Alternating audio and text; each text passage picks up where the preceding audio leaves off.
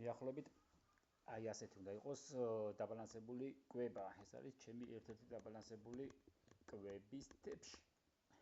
და მოდი ვეცადოთ განვიხილოთ რა არის თეფშზე. მოხარშული კვერცხი და წიწიბურა არის შეიძლება ითქვას ცილის პროტეინის საბადო. მწვანე რაც მოვიძიე ასე ვთქვათ ამ კვებებზე არის ციცაკა, რაც არის ასევე ვიტამინების საბადო ძალიან ჯანსაღი, ჩემი ბოსტნის მოყვანილი ციცაკაა სხვათა შორის. ის პატარა საცოდავი პომიდორებიც არის ჩემი ბოსტნის, ჩემი ვითფომ ბოსტნეა ბრჭყალების თუ არა. ვერ ვაქცევ ბოსტნას ყურადღებას და დაუბედურებულია. ნიორი, არ ვიცი თუ ჩანს, აი აქ სურათი მაქვს და იმას უყურებთ, ან აქაც დავდებ ჩემთან.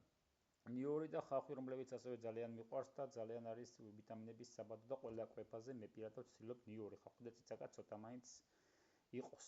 ყველა ჩემს კვებაში და რეჰანი. რეჰანი მოვიძიე ჩემს საცოდავ ბოსტანში და რეჰანიც ჩემი, ანუ რეჰანი და პომიდორი და ციცაკა ჩემია და ყველი.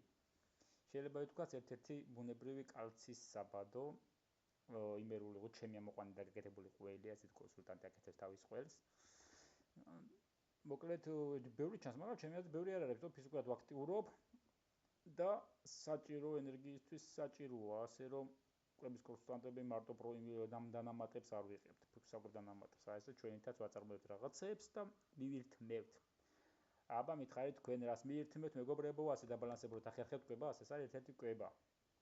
ვცდილობ ცილა და პროტეინი იყოს ჩემს კვებაში ყოველთვის, შეძლების დაგვარად და ყველაზე მთავარი ერთ-ერთი კაია და ვცდილობ იყოს ამავდროულად ძალიან მწვანე ბოსტნეული აუცილებლად, რომელიც არის ძალიან სასარგებლო, ძალიან ჯანსაღი, ამის ორი აზრი აღარ არის და ძალიან ეხმარება ცილის ათვისებას და ნებისმიერ ამის ათვისებაში ვიტამინების საბადო როცა გაქვს თეფშზე.